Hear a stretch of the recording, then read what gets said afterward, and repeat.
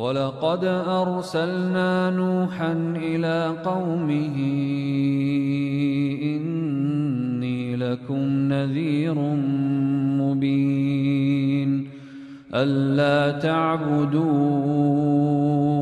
إلا الله إني أخاف عليكم عذاب يوم.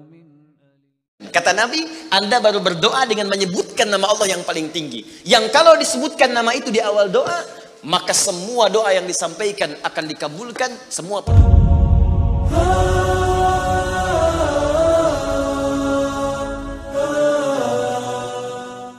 masuk kepada kalimat selanjutnya. Ghairil maghdubi alaihim waladdallin. Sebelum masuk ke sana, maka saya ingin sempurnakan dulu dengan satu kalimat. Jika sudah semua itu kita siapkan, model petunjuk dari Nabi turunkan dari kalangan siddiqin. Siddiqin itu sederhana. Setiap Anda baca Quran, yakini, amalkan. Siddiqin tuh. Misal, saya mau baca dulu nih. Saya pengen jadi orang ikhlas, baca Al-Ikhlas. Misal, Qul huwallahu ahad, Allahus samad, lam yalid walam yakul lahu. Lihat terjemahannya, lihat keterangannya, yakini itu, jangan ragu. Dan praktekkan dalam hidup. Qul huwallahu ahad, katakan hanya Allah yang esa. Sudah, berarti jangan katakan yang lain-lain. Komit dengan tauhid itu. Komit dengan keislaman kita. Jaga betul dengan baik. Allahus samad, Allah tempat bergantung. Serahkan semua urusan kepada Allah. Ada masalah, minta sama Allah, berdoa. Sakit, berdoa sama Allah. Punya persoalan, gantungkan diri kepada Allah. Ikhtiar. Itu ketika kita amalkan seperti itu, baru begitu saja, itu langsung turun sebuah keterangan dari Nabi SAW. Jika Anda mampu mengamalkan satu surah ini saja, ini rahasia. Ini rahasia. Ada seorang sahabat, hadisnya sahih, dikutip kemudian oleh Sayyid Qutb juga dalam kitabnya Al-Aqaid Al-Islamiyah. Syekh Muhammad Nasruddin Al-Albani pun mensahihkan hadis ini. Ketika Nabi selesai kemudian menunaikan salat, terdengar seseorang berdoa. Perhatikan doanya. Doanya menggunakan pembuka surat Al-Ikhlas. Saking yakinnya Siddiq dengan ayat ini, dan dia mengamalkan kandungan isi surahnya, dia membuka doanya dengan surah ini. Saking yakinnya dengan surah ini. Perhatikan kalimatnya. Allahumma ushhidu bi annaka antal ahadus samad alladzi lam yalid wa lam yulad wa lam yakul lahu kufuwan ahad. Allahumma inni as'aluka an taghfira liya. Hadisnya sahih. Kata orang ini, ya Allah, saya menyaksikan, meyakini ya Allah, bahwa hanya Engkau satu-satunya Tuhan yang layak dipertuhankan dan disembah. Aku meyakini bahwa satu-satunya Engkau adalah Tuhan yang menjadi tumpuan dalam setiap permohonan. Engkau tidak beranak dan tidak diperanakan, dan tidak ada sekutu bagimu. Aku enggak minta banyak ya Allah, aku hanya mohon ampuni dosa-dosaku. Begitu selesai kalimat itu diucapkan, terdengar oleh Nabi. Apa keterangan Nabinya? Perhatikan kalimatnya. At-tadri bimadza du'i? Ya fulan, tahu enggak Anda itu baru mengucapkan kalimat apa tadi? Apakah engkau paham? Engkau baru mengucapkan kalimat apa tadi dalam berdoa? Kata orang ini, wallahu wa rasuluhu a'lam. Ya Rasul, saya enggak paham apa yang dimaksudkan kecuali Allah dan Rasul yang lebih mengetahui. Ini adab. Adab, walaupun gini, kalau Anda sedang mengerjakan sesuatu dan Anda paham dengan itu, kalau ada orang lebih pintar daripada kita, ustadz, ulama, apalagi nabi, nanya pada kita, maka adabnya bilang aja nggak tahu. Karena boleh jadi mereka memiliki hikmah yang belum sampai kita kepadanya. Kalau kita jawab, saya tahu ya Rasul, nggak akan nyampe kalimat nanti. Ya. Jadi kalau Anda sedang mengerjakan sesuatu, zikir misalnya, la ilaha illa anta subhanaka inni kuntu minadh dhalimin. Tanya ustaz, datang ustaz, masya Allah pak, zikirnya bagus banget. Tahu nggak maksudnya? Tahu, lewat tuh ustaz udah. Bilang aja belum ustaz, Allah Rasulullah alam. Oh begitu. Kalau belum kenapa dibaca? Ya saya pernah dengar saja, maka diterangkan. Begini maksudnya pak, begini. Anda dapat ilmu baru. Makanya sahabat seringkali kalau ditanya Rasulullah, bilangnya Allah Rasulullah alam. Allah Rasulullah alam. Supaya dapat ilmu baru. Itu diantara rumus di ilmu hadis. Ini kadang-kadang orang kita sekarang sahabat bukan, tabiin bukan, tanya tahu semua. Bahkan saat ditanya buka Google dulu, ya udah ngapain ada ustaz. Allah wa rasuluhu a'lam. Maka apa jawab Nabi? Laqad da'uta bi asma'illahil a'zam. Diriwayatkan bismillahil a'zam. Idza du'iya biha ajab wa idza su'ila biha a'ta. Tahukah Anda? Kata Nabi, Anda baru saja berdoa dengan menyebutkan dengan yakin semua sifat-sifat Allah yang maha tinggi. Nama-nama Allah yang tertinggi. Nama Allah yang tertinggi, nama tauhidnya, Al-Ahad, nama tertinggi. Karena dengan itulah nama ini Allah ditakdiskan, dikuduskan. Dengan nama ini Allah disembah, dan dengan nama ini Allah dipertuhankan. Kata Nabi, Anda baru berdoa dengan menyebutkan nama Allah yang paling tinggi. Yang kalau disebutkan nama itu di awal doa, maka semua doa yang disampaikan akan dikabulkan, semua permintaan akan dijawab.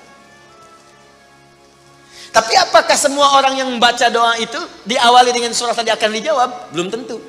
Kalau tidak ada praktek sedikit dalam jiwanya. Orang dulu minta dijawab, orang sekarang sama kalimatnya. Usyhadu bi annaka antallahul ahad, as-samad, alladzi lam yalid wa lam yulad wa lam yakul lahu kufuwan ahad. Ya Allah, lancarkan rezeki saya. Tetap aja lambat dari atas. Kenapa? Karena inti ayat itu tidak dipraktekkan dulu. Diyakinkan dalam jiwa kita, benarkan ayat itu, amalkan, pakai dalam doa.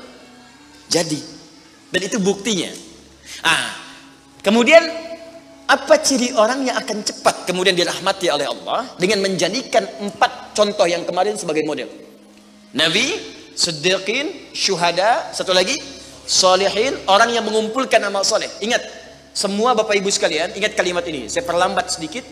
Bonus yang Allah berikan kepada orang yang menjadikan 4 ini sebagai model dalam kehidupan, bonus cepatnya, maka amalan yang ia kerjakan akan mempermudah doa dia dikabulkan. Tadi saya contohkan Siddiqin kan.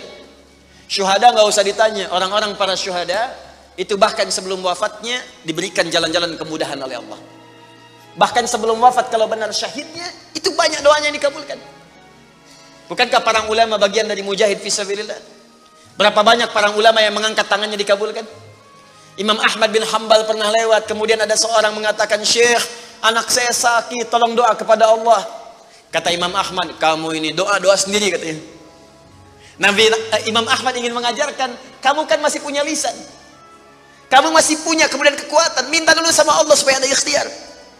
Orang itu tiba-tiba pulang, ya dengan perasaan dia agak kecewa karena Imam Ahmad tidak mendoakannya. Ternyata ketika dia pulang, Imam Ahmad berdoa kepada Allah. Ya Allah, sembuhkan anak si fulan itu. Pulang, anaknya sembuh. Allahu Akbar. Di doa ulama itu kalau benar kealimannya, kalau benar ilmunya dan khasyahnya kepada Allah, itu hujah di lisannya. Bahkan firasatnya nyata. Kadang dikasih dalam mimpi, kadang kemudian bermohon kepada Allah tanpa diketahui. Ada. Solihin juga demikian. Bahkan turun Quran surah ke-5 ayat 35. Ya. Paling kanan sebelah bawah, ya ayyuhalladzina amanu taqullaha wabtaghu ilaihil wasilah. Hai orang-orang beriman, tingkatkan terus takwamu kepada Allah dan jadikan takwa itu sebagai wasilah untuk meminta kepada Allah dari apa yang engkau inginkan. Dan kalau Anda cari takwa di Quran, bentuknya amal soleh. Tidak pernah kalimat takwa disebutkan dalam Al-Quran kecuali pada umumnya akan menyebut amal soleh. Contoh, kalimat takwa pertama langsung disebutkan orangnya di Al-Baqarah ayat 2. Dzalikal kitabu la hudal lil. Siapa muttaqin orang takwa di sini? Sebutkan ayat 3 dan 4-nya.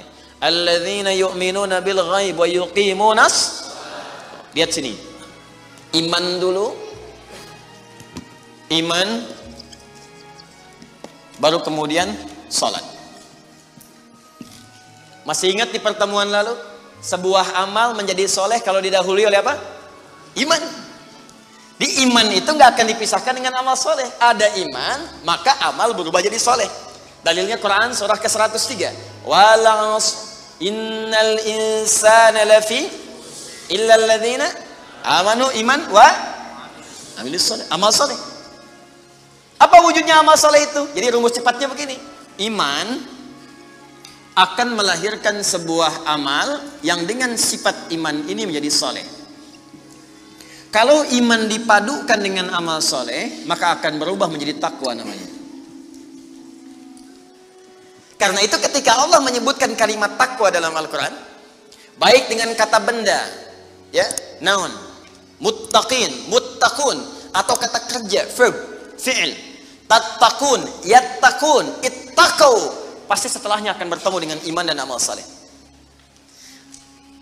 Dzalikal kitabu la hudalil.